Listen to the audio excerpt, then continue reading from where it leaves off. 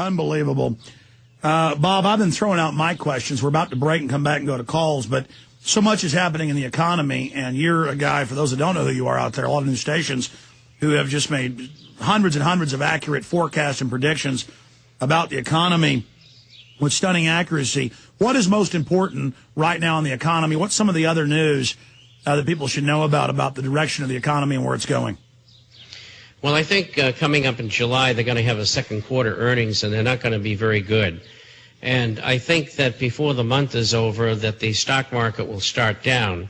And whether it'll go down to 6,600 at this time during the summer remains to be seen. But I think there's a good shot that we could go back to 6,600 on the Dow in the fall and test it. At the same time, I see that every time gold sticks its head up, they try to knock it down. But the physical market keeps on coming through. And as long as that continues, gold will remain relatively strong. All right, let's get more into that after the quick break. TheInternationalForecaster.com is his website. Get a free copy of the newsletter there, either the e-letter or the hard copy. And our websites are prisonplanet.tv, Infowars.com, Infowars.net, prisonplanet.com. And, of course, theobamadeception.net, the new blockbuster film we released. Stay with us. We'll be right back with Bob Chapman on this Friday edition. Everything we said came true. Everything we've done has been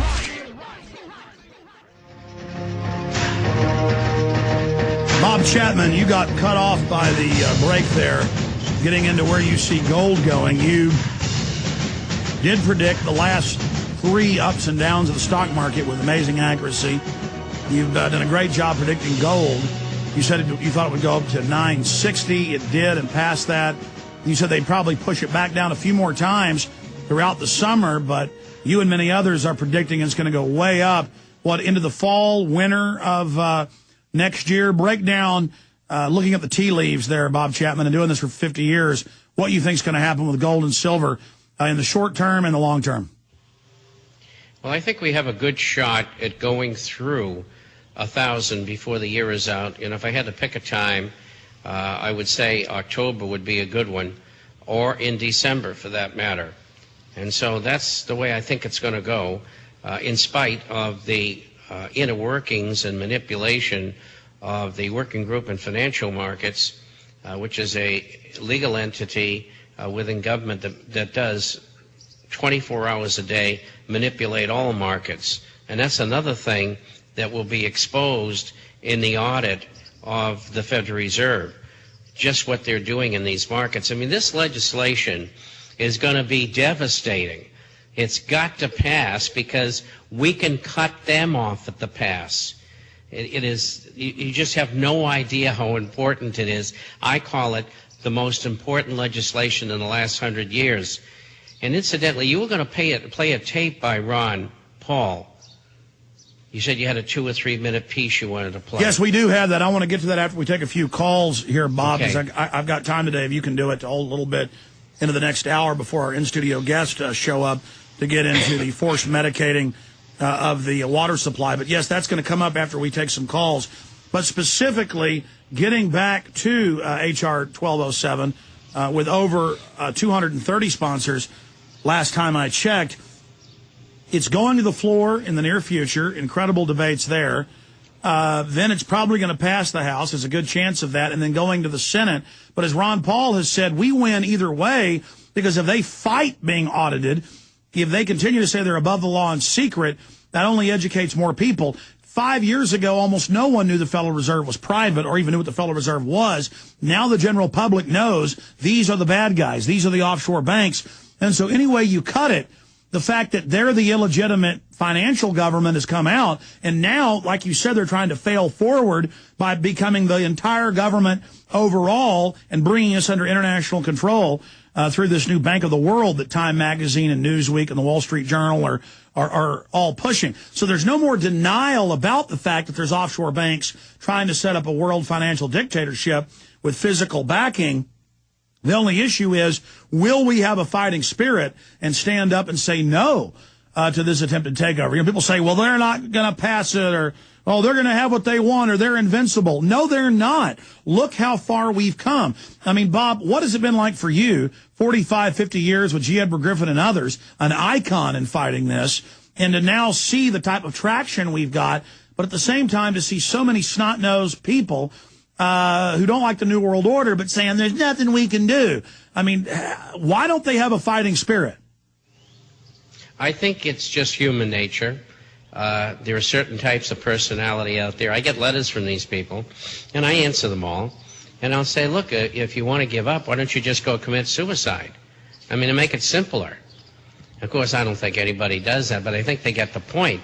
And, I am so, I've been saying this over and over again on all the radio stations I've been on for the last 3 months, pushing Ron Paul's agenda in relation to the Federal Reserve. Even if we had lost, which it doesn't look like we're going to, we got a shot at winning. But even if we had lost, there are millions and millions of people who now know who the enemy is and what they're up to. Absolutely, and this is a process. The globalists, it's taken them hundreds of years to build this. In just a few decades, we are starting to tear it down. So they're trying to build it, and as they're building it, we're busy removing bricks to where what they've built is a dysfunctional mess. It's not going to work. We're winning. I mean, resistance and the will to fight is the key component to victory, is it not, Bob? It certainly is, and that's why I have kept for 50 years, next year it'll be 50 years, I would not give up.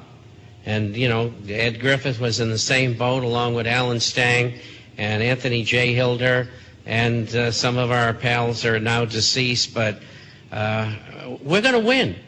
I can feel it. I know. 3 weeks ago at the Bilderberger meeting, as you know, they said, tops in the agenda, we think this thing is getting out of control. We better haul it in here before we're hung out to dry. Well, the problem for them is they can't haul it in here. They can't do it. They're going to have to play it out to the end, and the end for them is at the end of a rope. Amazing. Well, it is us or them, ladies and gentlemen. Bob, I wanted to bring this up and then go to calls finally, because every few weeks I see an article about man arrested at Best Buy or man arrested at Walmart or man arrested at drugstore for trying to pay for something with a $2 bill. $2 bills are Federal Reserve issued, quote, U.S. Mint issued with the Declaration of Independence on the back. And the public is so ignorant and the police are so ignorant, they will still take you to jail and charge you. Usually it gets dropped down the line. But for those that don't know, it's free association, free barter. If you're, it's against the law to copy U.S. currency. The Federal Reserve took that over and does that. So they're really counterfeiters. But if you counterfeit their counterfeit currency, you go to jail because that debases and devalues the currency, what the private Federal Reserve is doing themselves. But if I wanted to go out and strike, say, 1,000, coins with my face on them or your face or the Easter Bunny's face on them, that's my right. And if somebody wants to barter and I go, hey, silver's $15 an ounce, you want to give me $15 worth of products for this, that would then happen. And for those that don't know, cities and counties and all over the U.S. for hundreds of years have barter, have local notes. The feds are now going after those groups, so we see them trying to, as they debase the Federal Reserve note, I think getting ready for inflation and that money to be discredited. Like you said, currency controls, not just outside currency controls, trying to trade your dollars as they are imploded in the future, but also where people can't, I'll trade in silver, my own silver, even if it's old U.S. silver, or I'll trade in gold, whether it's Kruger Rands or British Sovereigns or American Eagles, or our local town will do script, that's accepted at the auto repair place and the beauty salon and at the grocery store. I mean, there's already hundreds of towns and cities doing this. It's not illegal, but the feds, it says, Asheville man charged an alleged Liberty Dollar fraud scheme. They were advertising all over TV and radio. They were mainstream. They were just saying alternative currency system, totally legal. And the feds raided them, and people said, well, we believe this is legal, the news, because it's legal to have your own alternate currencies as long as you're not saying you're the Federal Reserve or the Treasury, and they weren't. And I said, no, folks, they had the gold and silver on hand for their certificates as well, and the feds aren't charging. They didn't have enough gold and silver. They stole that, it was now in the indictments, they admit, saying this is counterfeit. How is it counterfeit, Bob, to have free association and make your own coins out of a precious metal and sell them, whether it's commemorative or whatever?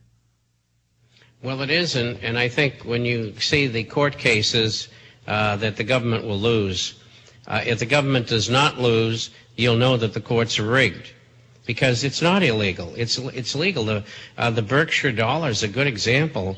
It's been in existence for a long time in Massachusetts, particularly Western Massachusetts, and you go and buy a dollar's worth, and you pay 97 cents or 95 cents for the Berkshire dollar. And there's nothing wrong with that, but they want to shut all these things down because they don't want anybody competing with the Federal Reserve notes, whether it's in script like Berkshire or whether it's in coins that Alex and Bob made up.